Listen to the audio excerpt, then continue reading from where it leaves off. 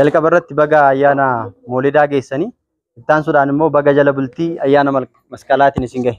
Sagantaan kun akka miidhaguuf, sagantaan kun akka bareedee waan guddaan kun akka raawwatamuuf kan nu gargaaran biyya alaatis keessaas yaadanis ta'ee humnaan akkasuma isinis immoo sagantaa kana irratti hirmaattanii yaadaan kan nu deeggartan hunduma keessaniif jalqaba irratti galata dhiyeessuun barbaada. Jalqabame naa galateeffadha.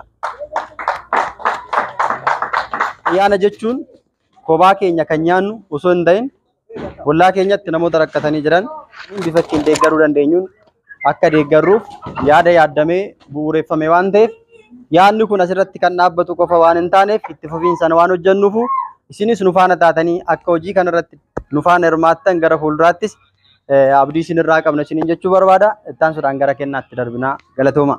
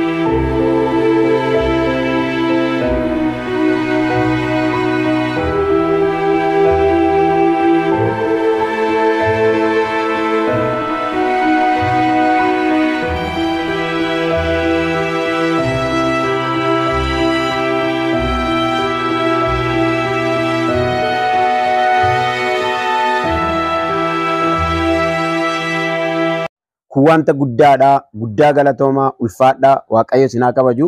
Warri kana gootan kun hankanatti dhaabbatu osoo hin taane boru ummata kana bakka bu'ee waan guddaa hojjechuu danda'u akka ta'e asumarraa hubachuun ni danda'ama. Guddaa galatoomaa isiniin jedha. Ulfaadha, ayyaana gaarii isiniif haa ta'u. Baay'eetti isaan galateeffadha. Unkaan mana keessaa miti daa'ima kana qabeetoo mana dhufanii nagaa fi dhisi baadhee deemetu maal fiddee dhuftan naan jedhu jiru. Mana dhufaniiti daa'imti kun maal si jalaa ta'edhanii kana bichaa miti gargaarri isaan naa godhan baay'eedha. Na gargaaraa jiran qarshiidhanillee dhufanii daa'ima kana laalanii maa akkatti si jalaa ta'e maal ta'edhanii baay'ee na gaafatani.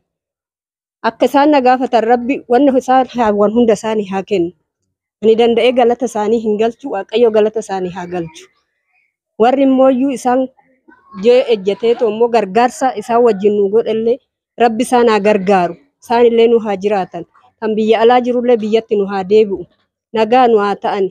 Isaan immoo akkamatti utubaa sibiilaa nu haa ta'an. Rabbi isaanii haa kennu.